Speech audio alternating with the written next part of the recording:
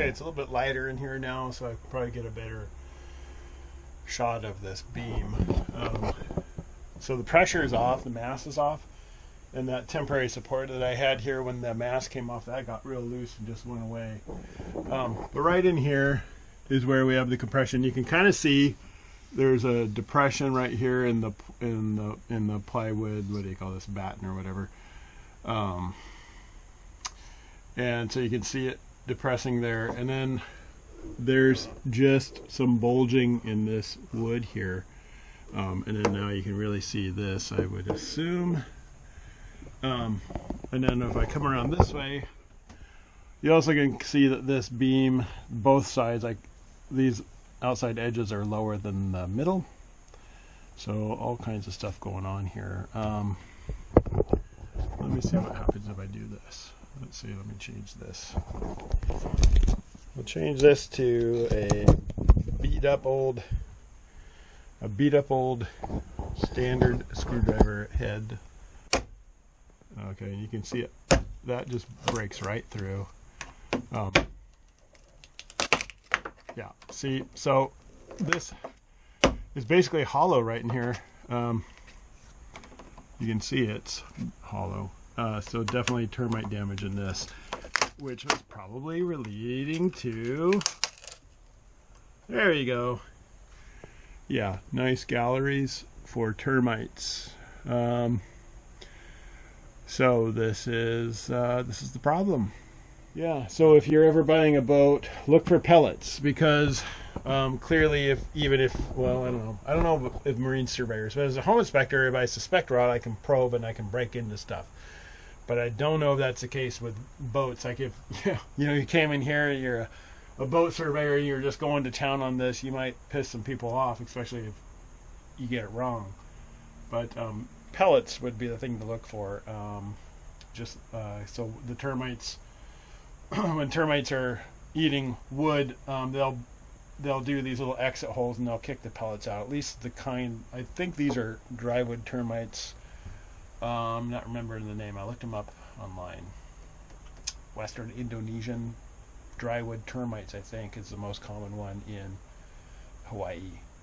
So that's what I'm sure this was.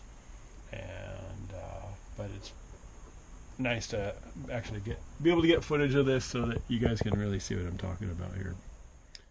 So, are termites still alive in the boat, or could there be any dormant eggs? To get a definitive answer to this, I contacted Dr. Rudolf Scheffron at the University of Florida, a world-renowned termite expert. While these termites are not uncommon in boats, Dr. Scheffron was very interested in talking about my situation, where the boat had picked up termites in Hawaii, but has now been in Oregon for at least 8 years. Could there still be any live or dormant termites? And the answer is, drum roll, no. Hooray! He noted that these termites could not survive repeated cold winters in an unheated boat, and the fact that I had not seen any swarms or termite wings in the boat is more evidence that they are not present. Finally, he noted that termite eggs must be cared for. They cannot go dormant. Thank you, Dr. Scheffron, for taking the time to talk to me. Oh, there's some exit holes right there. Those little teeny holes, that's from the termites. But there's 3 more right there. I'm also going to start working on, there's bolts up in these holes that go up through the deck, carriage bolts. So I'll start loosening those and trying to tap those out as I'm trying to get this beam all the way out. I had to get one of these bolts out. This went up through the beam here, so pretty long. So there's 1, 2, 3, 4, 5. There's 8 of these. I think I'll save pounding those out until tomorrow. It looks like I don't have a job tomorrow, so I'll be back here. So pound those out tomorrow. Try and get this thing out on both sides tomorrow. And maybe, I still need to get that deck step plate off. So, I mean, that's all doable. Back again doing more work today. Picking up where I left off. I'm starting to tear this beam out. And this was where that damage was. So I was able to pound out most of these, not this one yet, these little bolts. But so I've taken the first layer off of this beam. This is just the only way I've been able to do is tear it out piece by piece. So this went there. I've done that on both sides, and what you can see is over in the corners, termite damage traveled all the way to the corners, and we'll go over here as well. You can see it here. I kind of hit it again there, and then pretty good over here. So I'm still really curious to know how much damage I'm going to keep finding as I go, and hopefully not much. I mean, hopefully it's not continuing.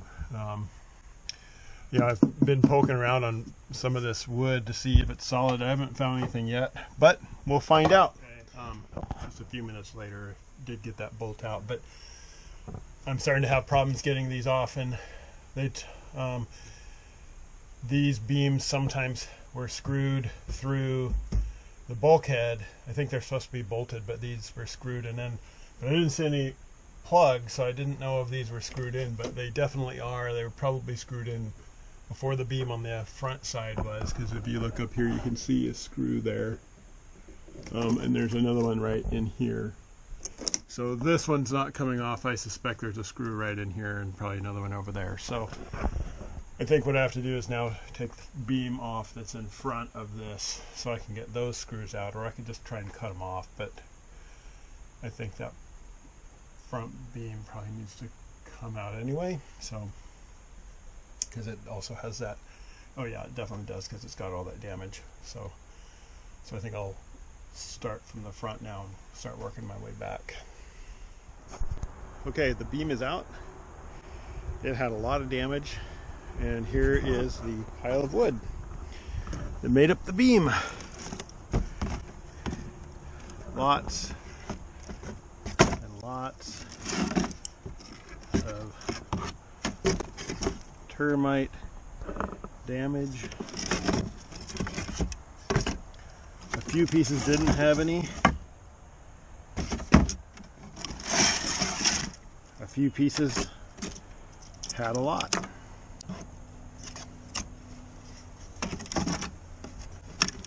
So, yeah, glad to be getting rid of this stuff for sure. Here you can see, like, they eat up right to about 1/8 of an inch of the edge. So from the outside, yeah, it looks fine. But inside is hollow. So kind of interesting. Okay.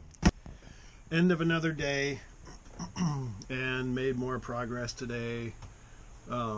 Definitely have to thank Neil, who's on the boat down from me, who used to be more next to me in Newport. He helped me figure out a few ways of getting some frozen bolts and cotter pin things unstuck, so that was really helpful.